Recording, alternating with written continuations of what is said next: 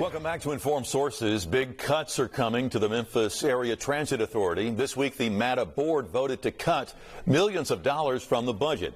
As a result, more than 240 workers will lose their jobs, and a number of bus routes will be eliminated. We're still waiting to hear which bus routes will be gone, but MATA says the buses that run to the airport, the Perkins route, Central Avenue, and Walnut Grove have the fewest riders. In the meantime, a coalition of community organizations is calling on city leaders to provide emergency funding for MATA. City budgets are moral documents, and that the city is primarily responsible for maintaining our public transit service, but that MATA, because MATA riders, I don't think, hold enough political capital with the politicians inside City Hall, are usually the last to be considered when dividing up the city budget. The coalition wants at least $20 million allocated to MATA using revenue sources like increasing property taxes and vehicle registration fees. So an increase in taxes. Do you think the city and county are ready to open up that can of worms? So the wheel tax doesn't have any more room to ride. I mean, that bus is full. Yeah. We just had property tax increases. We really can't go back to the well on that. And this one really concerns me, because if there are 240 MATA employees that lose their job, what will it mean to the people who need the bus to get to their jobs?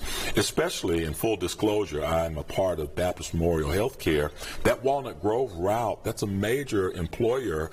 We have many employees who ride the bus from downtown, and they need to be able to get to work and distribute all throughout the city. There's already been some challenges with the timing of the bus routes, and now to eliminate those routes, it's going to be very, very hard on the city. It's going to have a great economic impact. So MATA does get money from the federal government. They get it from the city. They get it from the county. And only about 5% of the budget that MATA is using right now comes from riders. So who needs to step up and pay more, do you think, Lee? This is not a Memphis problem. I researched this knowing the topic, and mass transit obviously is not in the business to make money. They're in the business to move people. But we can do things more efficiently. Throwing money at the issue is not the problem. Well, they got $140 million in 2022, and what happened with that money? They said that was the largest 4 grants that they had received in the history of MATA. Like I say, this is just opinion. It's poorly run right now. We need new leadership, and we need to think outside the box. Here's an idea.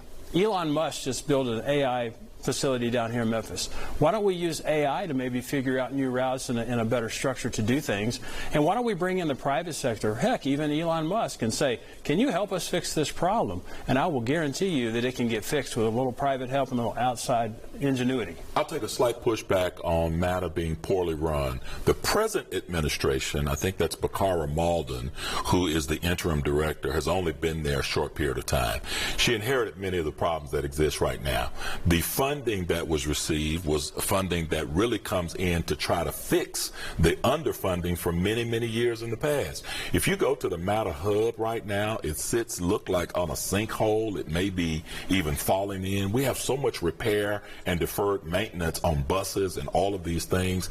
We missed some things in the years past where we should have been upgrading our buses, going to smaller vehicles, going to electric vehicles, and we really missed that curve. Now to reinvent it while in motion is very difficult. You know, it sounds like, Lee, from what you're saying, that could be a solution, but it could be a solution that takes some time. In the meantime, it seems like those are going to be hurt the most, or those who need this service the most. Mm-hmm. Is that fair at this point, and what do you do in the meantime?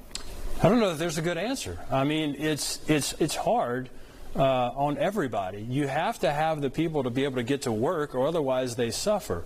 But the fact is, everybody else, we can't afford it. We can't afford it. There has to be an answer. $20 million is not going to cut it. We can't have more taxes. We're the highest tax county in the state. People are fleeing left and right. The fact is, Memphis is a car-centric culture. Mm-hmm. A lot of people love their cars. They like to drive. We might not have been in this situation if more people had ridden MATA in the past. MATA could have been better funded, better ridden. 30 seconds, I would just say hubs. You need hubs, and they need to be decentralized from downtown and from the North Memphis area. They need to be all over the city. They need to be smaller, and you need to have smaller vehicles to connect to the routes, and then the buses that infiltrate the city in the main spaces. Well, hopefully they can figure this out. It's a lifeline for many to work, to the church, to a grocery store, so hopefully we can figure it out soon. Coming up next, we'll have some final thoughts and an Informed Sources update. Stay with us.